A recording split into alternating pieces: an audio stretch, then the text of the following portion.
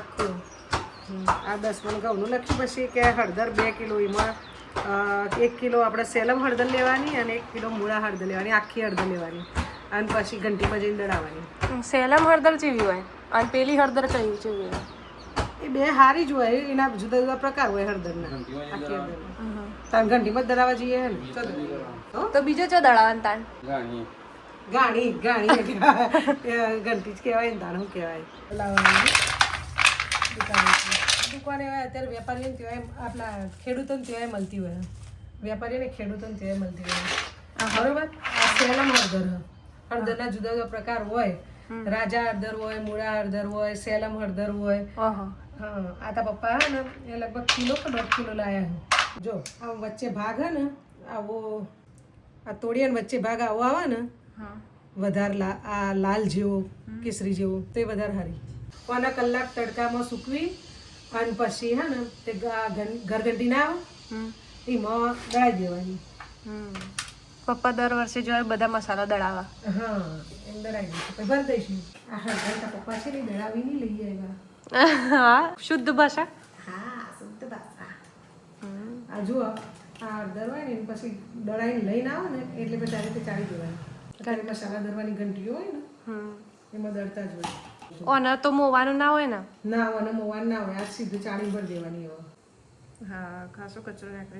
બરાબર. એ ઉપર પેલું કોક ચોટેલું હોય ને એવું બધું હોય ને તો વધારે આનું બધું દળાઈ જાય. ધાણા ને જીરું બે અમુક ખેડૂતો પાસેથી લઈ લેવાનું.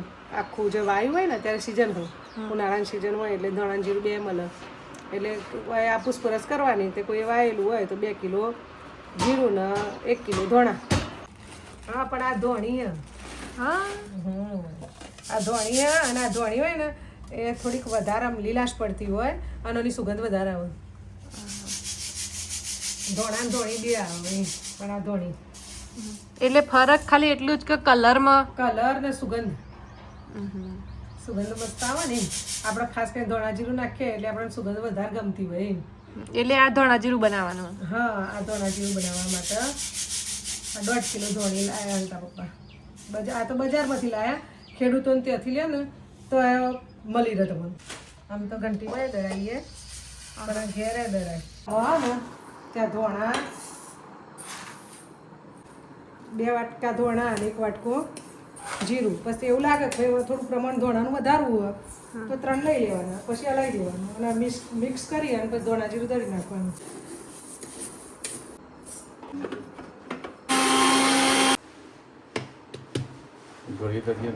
ચલો સુગંધી મસ્ત આવે. સુગંધી ખોલો ને તરત જ સુગંધી આવે મસ્ત. આ ધોણા જીરું દળાઈ અને તૈયાર થઈ ગયું આપણું ઘર આવું. તા પપ્પાએ કાલ દળી નાખ્યું.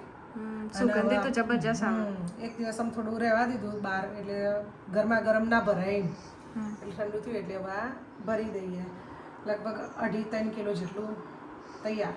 1.5 વર્ષ થયું હોય ને તો એ એક કઈ વાર નહીં બગડી હજી. એસિડિટી જેવું ના લાગે તમે મરચું ખાતો હોય અને પેલું બાકી ખાઈ દીધું તો એસિડિટી જેવું નહીં લાગતું. ઘણી વખત હું મરચું વધારે નાખી દઉં તો આ એસિડિટી જેવું નહીં લાગતું.